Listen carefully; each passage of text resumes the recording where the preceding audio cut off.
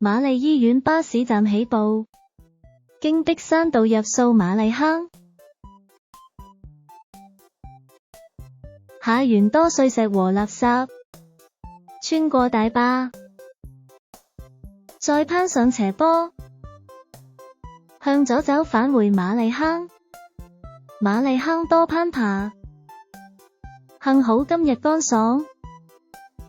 回望頗奇。接上港島徑，下一站是西高西崖，跟灰路走至崖底。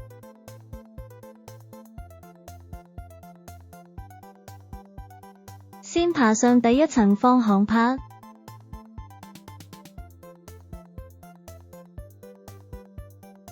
我們會向上直攀，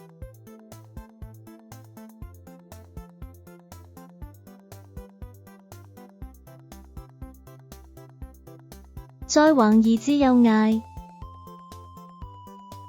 手腳位尚算充足，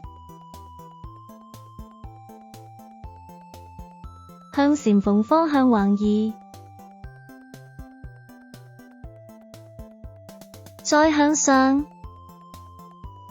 逐攀上，向右邊橫移，再從這裡攀上，回望手腳位尚算充足，小心攀上，來環環這石塔，需要點技巧，摸清楚手位橫移，接上路杯離開西高西崖，遠望西營盤方向，薄扶林水塘，離開西高山494，途中轉走灰路到高西郊遊區，再走盧吉道，盧吉道轉灰路到太平北坡，路杯算清晰。在這裡休息一會，打打卡，之後又尋找好玩的攀爬。打卡位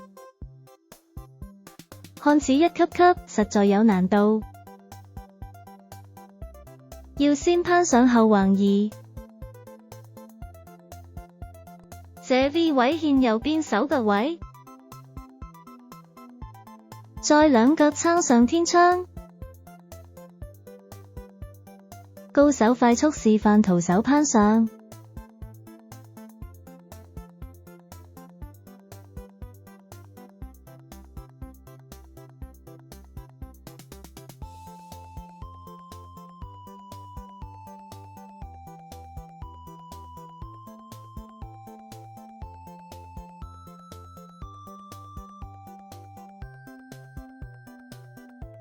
從天窗裡爬上來，向上離開，再橫移，又再向上，接上乾坑向下走，來到打卡位，跟灰路下走，設有輔助繩索，落高位，接上張寶仔古道，往西營盤方向走，最後在乾德道散。